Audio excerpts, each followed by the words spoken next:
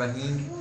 पिछली जो हमारी वीडियो गुजर चुकी है उसके अंदर हमने एक्टिव और पैसिव के हवाले से बहुत ही अहम इम्पॉर्टेंट बातें जो हैं आपके साथ डिस्कस की थी, जिनके अंदर हमने जनरल रूल्स जो हैं उन पर डिस्कशन की थी।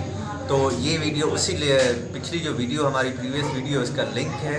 तो अगर आपने पिछली वीडियो देख चुके हैं और उसको अगर आपने अंडरस्टैंड कर लिया है तो ये वीडियो इंशाअल्लाह ताला आपके लिए बिल्कुल फुल्ली जो है वो हेल्पफुल होगी उस हवाले से कि आपने जनरल रूल्स पहले सीखे हैं, अब ये जनरल फॉर्मेशन हम सीख रहे हैं। जनरल फॉर्मेशन जब आपके जहन में होगी तो जो जो टेंसेस आपके सामने आएंगे उनको एक ही जुमला अगर आपके सामने होगा तो आप बिल्कुल इजीली टेंसेस को एक ही वीडियो के अंदर बिल्कुल आसानी के साथ सीख सकते हैं। तो मुझे उम्मीद है कि जब ये जो आप लेक्चर सीखेंगे इंशाअल्लाह ताला सुनेंगे मुकम्मल तौर पर, तो आपको एक्टिव और पैसिव के हवाले से टेंसेस तक जितने भी प्रॉब्लम्स होंगे इंशाअल्लाह वो सॉल्व हो जाएंगे।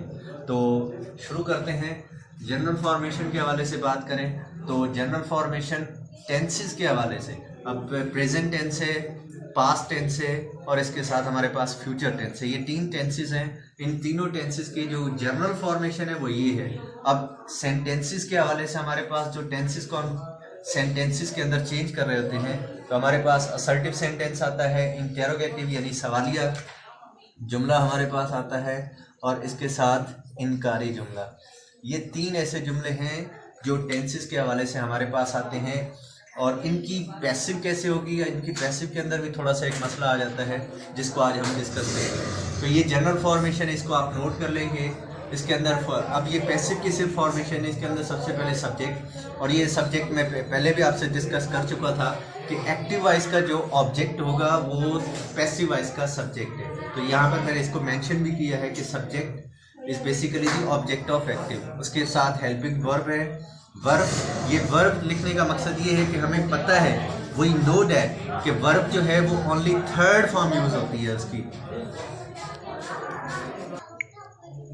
वर्ब की आपको पहले भी बता चुके हैं कि third form of verb only is used only in the passive voice. उसके बाद बाय, बाय के लिए भी हमने प्रीवियस जो हमारी वीडियो गुजर चुकी है उसके अंदर बाय पर डिस्कशन कर चुके हैं।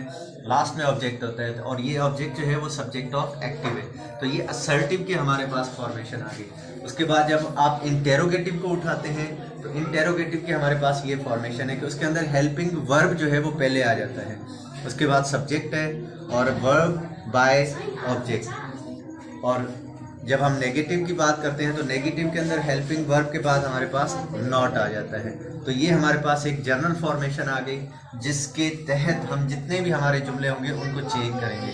तो आइए अब हम जो है वो टेंसेस की तरफ चलते हैं। तो हमारे पास सबसे पहले असर्टिव सेंटेंस को हमने उठाया है। असर्टिव के तीनों टेंसेस के अंदर हम इस जुमले को चेंज करते हैं। हमने एक जुमला उठाया बिल्कुल सिंपल सा, ही राइट्स ए स्टोरी। तो इसको जब हम पैसिव कर रहे हैं, अब देख सकते हैं कि ये सब्जेक्ट, ये वर्ब की फर्स्ट फॉर्म होती है। जब सिंगुलर सब्जेक्ट होता है कि मेन वर्ब के साथ एस का इजाफा किया जाता है और लास्ट में ये जो है हमारे पास ऑब्जेक्ट है। तो इसकी जब हम पैसिव कर रहे हैं तो यही जो ऑब्जेक्ट है ये यहाँ पर आकर सब्जेक्ट बन गया, आई स्टोरी। अब यहाँ पर एक ही चीज़ आपको जहन में रखनी है कि प्रेजेंट इंडेफिनिट के अंदर या जितने भी आगे टेंसेस हम करेंगे तो उनके जो कंटिन्यूस टेंसेस होते हैं उनके हेल्पिंग वर्ब्स यूज होते हैं। तो प्रेजेंट इंडेफिनिट है तो प्रेजेंट इंडेफिनिट के अंदर प्रेजेंट कंटिन्यूस का हेल्पिंग वर्ब यूज करेंगे। इसी तरह पास्ट इंडेफिनिट है तो पास्ट की पैसिव के अंदर पास्ट कंटिन्यूस का हेल्पिंग वर्ब यूज करेंगे। फ्यूचर के साथ भी यही मसला है। तो a story is written by him, ये हमारे पास असर्टिव सेंटेंस प्रेजेंट इंडेफिनिट का जो है वो पैसिव हो गया। तो यहाँ पर हमने कंटिन्यूस टेंस उठाया है, असर्टिव का जुमला है। तो इसी तरह इसको हम लेकर आएंगे इस तरफ, a letter is being written by him। अगर आप यहाँ पर आप बिल्कुल गौर से देखें, तवज्जो करें तो यहाँ और यहाँ यानी प्रेजेंट इंडेफिनिट और प्रेजेंट कंटिन्यूस की जो पैसिव है उनके अंदर सिर्फ एक लफ्ज़ यानी बीइंग का फ़र्क आ रहा है। अगर आप बीइंग लगा रहे हैं तो कंटिन्यूस की पैसिव हो रही है, अगर आप बीइंग नहीं लगा रहे तो इंडेफिनिट की पैसिव हो रही है। तो मीन्स कि प्रेजेंट इंडेफिनिट और प्रेजेंट कंटिन्यूस जो है इन दोनों की पैसिव के अंदर सिर्फ बीइंग लफ्ज़ का फ़र्क है। इसी के साथ हम जो है वो परफेक्ट का जुमला उठाते हैं, he has written a letter. तो इसको जब हम पैसिव करेंगे तो ये हमारे पास हो जाएगा subject a letter has been. तो बेसिकली अगर आप गौर करें तो हैज़ बीन जो है ये परफेक्ट कॉन्टिन्यूस का हेल्पिंग वर्ब है। तो ये प्रेजेंट परफेक्ट सिंपल का जुमला है। प्रेजेंट परफेक्ट की जब आप पैसिव करेंगे तो परफेक्ट कॉन्टिन्यूस का हेल्पिंग वर्ब उठाएंगे।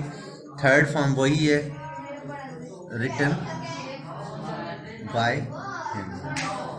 तो ये हमारे पास हो गया प्रेजेंट इंडेफिनिट और प्रेजेंट कंटिन्यूस और प्रेजेंट परफेक्ट टेंस की जो है वो पैसिव। अब प्रेजेंट परफेक्ट कॉन्टिन्यूस जो है वो आपसे पहले ही जनरल रूल्स पे डिस्कशंस कर चुके हैं कि उनके हम पैसिव नहीं करते। प्रेजेंट की एक्टिव वॉइस के अंदर हमारी डिस्कशंस हो चुकी हैं। पास्ट की बात करते हैं। पास्ट के अंदर हमारे पास एक्टिव वॉइस के अंदर इसी जुमले को चेंज करते हैं। तो यहाँ पर प्रेजेंट इंडेफिनिट में फर्स्ट फॉर्म एक्टिव वॉइस के अंदर यूज होती है। जब अब इसको पास्ट के अंदर चेंज करते हैं तो सेकंड फॉर्म होती है he wrote I story. He wrote I story. इसको जब हम पैसिव करेंगे तो पैसिव के अंदर वही जो हमारे पास object of the active voice है वो यहाँ पर जो है वो सब्जेक्ट बन जाएगा। अब वाज कंटिन्यूस, पास्ट कंटिन्यूस के हेल्पिंग वर्ब्स उठाएंगे, रिटन बाय हिम। इसी तरह एक्टिव वॉइस पास्ट कंटिन्यूस की he was writing a letter. तो इसको हम जब हम पैसिव कर रहे हैं तो अ लेटर वाज बीइंग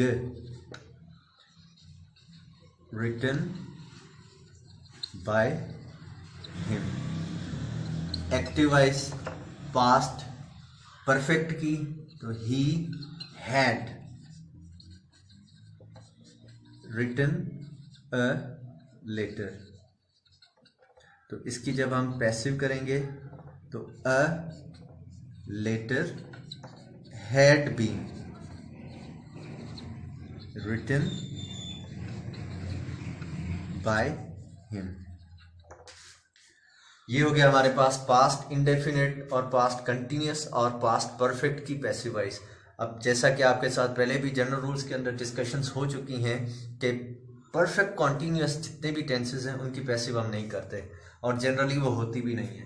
तो अब हम फ्यूचर को चेंज करते हैं। फ्यूचर के लिए मैंने एक और जुमला चूज किया है जिसको आपके साथ डिस्कस करना चाहता हूँ। एक्टिव वॉइस के अंदर वो जुमला है ही विल नो देम। अब यहाँ पर इस जुमले को मैं इसलिए सिलेक्ट कर रहा हूँ कि हमें ये होना चाहिए कि ये जो बाय लफ्ज़ है ये पैसिव वॉइस के अंदर कोई लाजमी चीज़ नहीं है, इसके अलावा भी कोई लफ्ज़ आ सकता है। अब इसकी जब हम पैसिव करेंगे तो अब देन को जब हम उठाकर सब्जेक्ट के अंदर ले जाएंगे, जैसे हमारे जनरल रूल्स के अंदर पहले भी डिस्कस हो चुका है कि देन जो है वो ऑब्जेक्टिव प्रोनाउन है। इसको जब हम सब्जेक्ट के अंदर ले जाएंगे तो सब्जेक्टिव केस जो है देन का वो हम यूज करेंगे, यानी दे। तो they will be known. Third form use की नोन। अब यहां पर बाय नहीं लगेगा बल्कि टू हिम। इसी तरह अब हमें पता है कि फ्यूचर कंटिन्यूअस जो है वो भी पैसिव नहीं होता। तो ये चार टेंसेज ऐसे हैं जिनके हम पैसिव नहीं करते। Present perfect continuous, past perfect continuous, future perfect continuous और फ्यूचर कंटिन्यूअस टेंस। ये चार टेंसेज ऐसे हैं जिनकी जनरली पैसिव नहीं होती। तो डायरेक्ट हम फ्यूचर परफेक्ट के ऊपर जाएंगे। इसी जुमले को हम फ्यूचर परफेक्ट के अंदर जब चेंज करते हैं तो he will have known them. तो इसको जब हम पैसिव कर रहे हैं तो ये हो जाएगा they will have been known to him. तो ये आज हमारा जो डिस्कशंस हुई हैं असर्टिव तक हुई हैं। असर्टिव के जितने भी ये प्रॉब्लम्स हैं एज आई थिंक कि इंशाल्लाह ताला आपको बिल्कुल क्लियर हो गए होंगे। बाकी असर्टिव के बाद इंटेरोगेटिव और नेगेटिव्स हैं। इंटेरोगेटिव्स और नेगेटिव्स भी एक अहम टॉपिक है जिनके अंदर काफ़ी सारे स्टूडेंट्स को प्रॉब्लम्स होती हैं। तो वो भी हम बिल्कुल इसी तरह डिटेल्स के अंदर जाकर बात करेंगे। तो उम्मीद है कि आपको यहाँ से बहुत कुछ सीखने को मिला होगा और आपने बहुत ज़्यादा लर्निंग की होगी। तो आप इसी तरह अगर इस वीडियोस को कंटिन्यू करते रहेंगे तो आपकी जितनी भी एक्टिव और पैसिव के अंदर प्रॉब्लम्स हैं बिल्कुल सॉल्व हो जाएंगी। अब इसके बाद जो हमने उस पर भी बात करनी है, और टेंसेस की जैसे ही एक्टिव पैसिव पूरी होगी तो मेन जो हमारे पास मसला आता है वो WH वर्ड्स का आता है। तो WH वर्ड्स की जब हम एक्टिव पैसिव करेंगे तो जितने भी आपके अंदर एक्टिव और पैसिव के अंदर प्रॉब्लम्स होंगे वो बिल्कुल क्लियर हो जाएंगे। तो थैंक यू वेरी मच।